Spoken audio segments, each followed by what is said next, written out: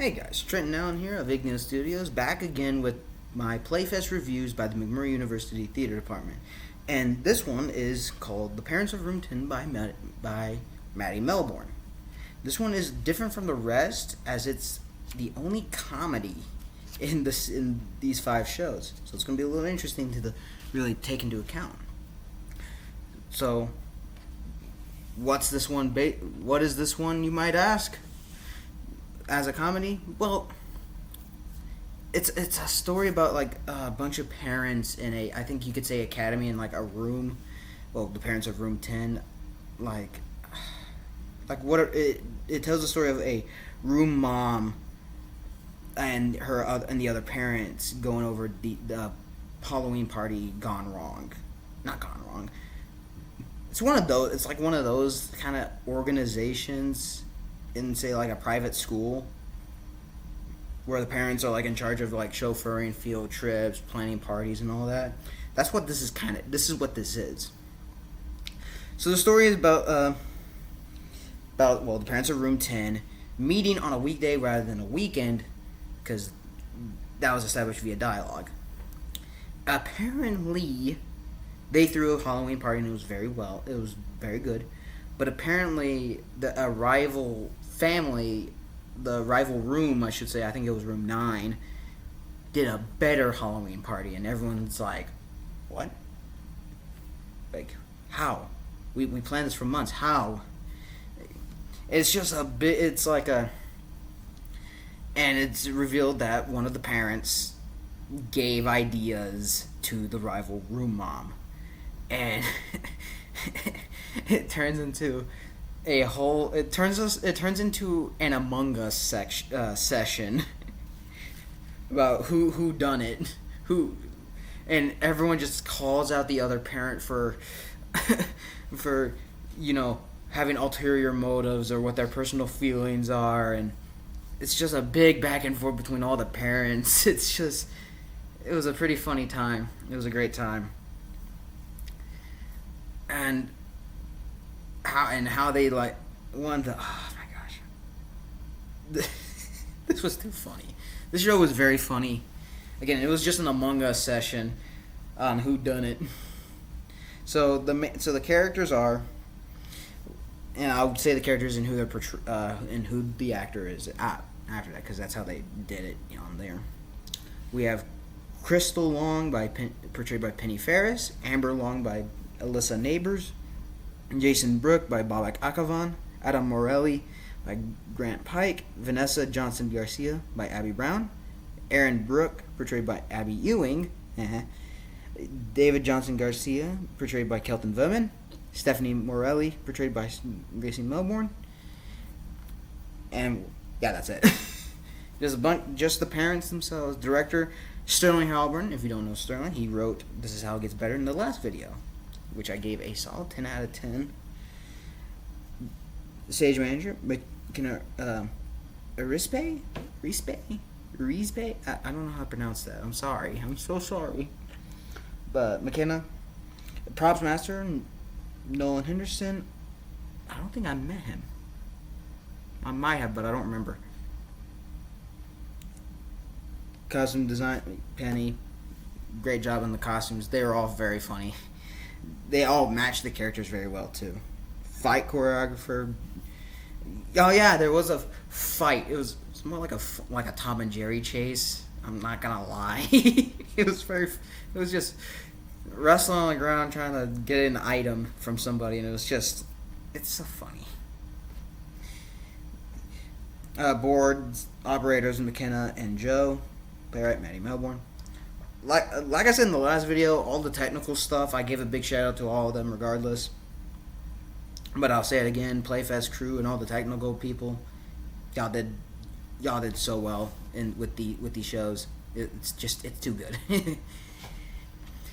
How this was written, I think how the directing was for this was that these parents of room 10, they how the set is nice home living room area, but how they all acted was as if they were part of like a mafia and I couldn't.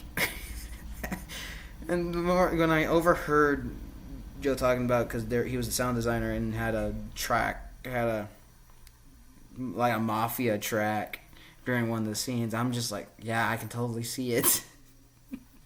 This is just, it's a great way to look at it. They all treat it like it's a mafia family with Stephanie Morelli at the helm of it. That's, first of all, Morelli, Italian. Oh my gosh, I can't believe I just got that.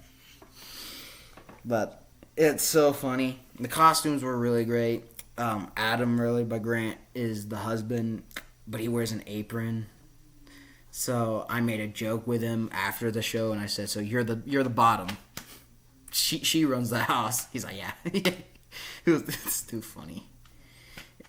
All of it, it's just everything about these characters is that they were funny, and throughout the show, it's established that one of their kids, like the 11-year-old son of the Brooke family, portrayed by Bobak Akavon and Abby Ewing, is a spy inside the room 9. And what's funny to me, and this was something I got in my head after the show when I was driving home, is, man, these parents acted more childish than their own children. And that's basically it's basically the whole idea of how they acted, is they acted more childish than their own, like, children. And that's just funny to me. It's revealed in the show that Jason, Bobak's character, was the one that gave the ideas because he felt underappreciated by everyone around him. And Stephanie, Gracie's character, said, "All right, give me your badge," because they wear badges to signify their membership. "Give me your badge. You're out." And it was so dramatic for...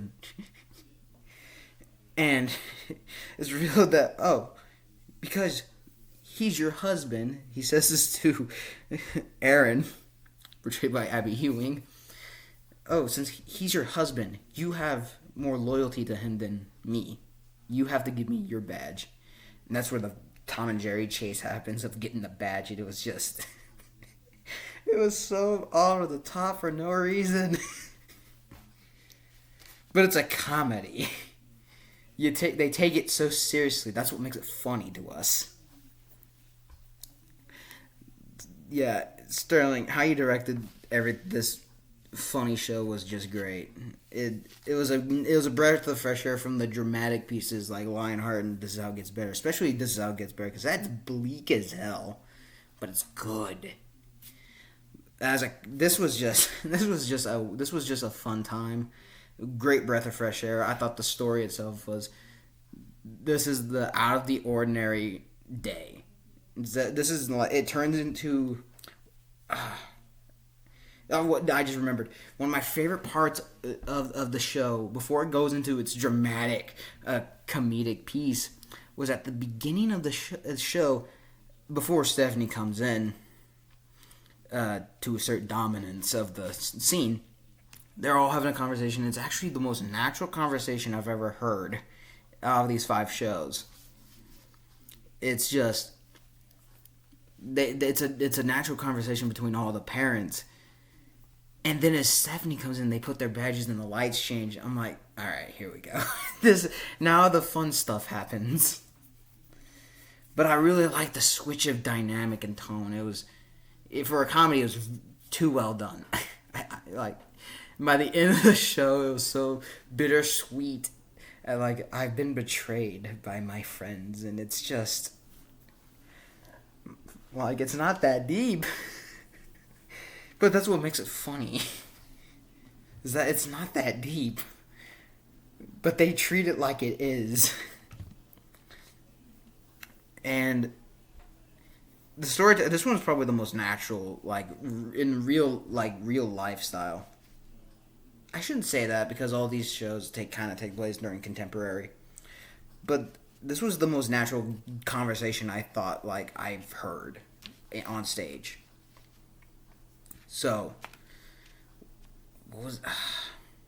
if I were to rate this, God, it's so different from the rest.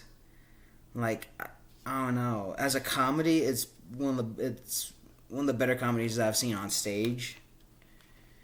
But compared to the nuance of this is how it gets better, I shouldn't compare, but this cannot get no lower than a 9. Maybe a 10, maybe. Some of the things I thought were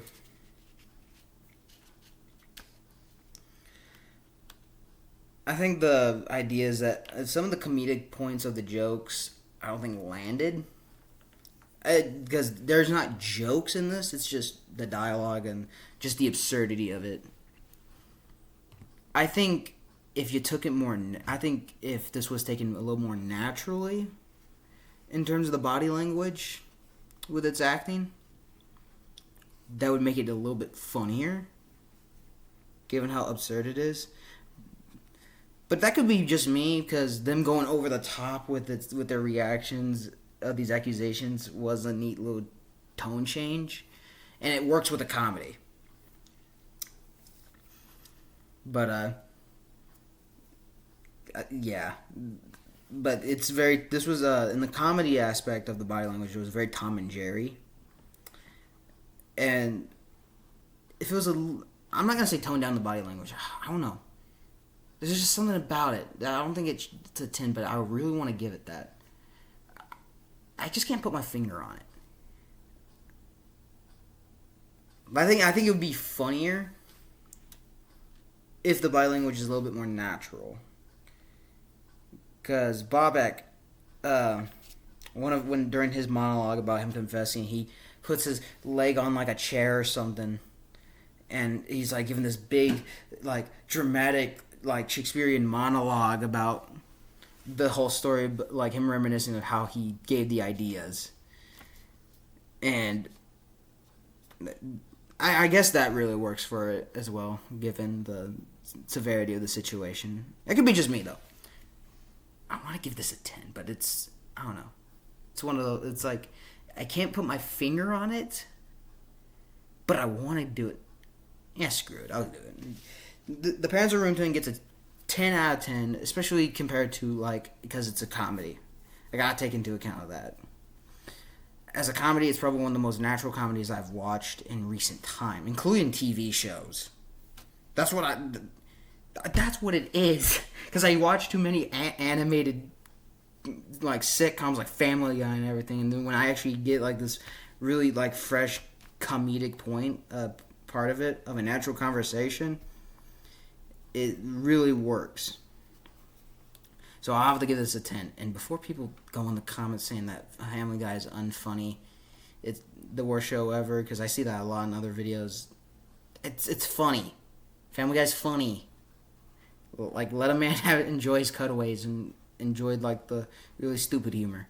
But this was clever humor. So, yeah, that's a 10 out of 10.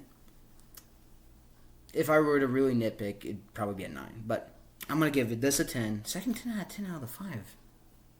Would we get more? Who knows? So, that voice crack, though. Yikes. Better. So, yeah, I can't really say anything else about this. The set was very, like, neat. Costumes were the big part of it that I thought were very solid. And the acting was over the top. It was hilarious. I can't say anything else about it. So, yeah, next time will be Generational Gap by Tabitha Wilson. And I hope to see you guys in the next one. Peace.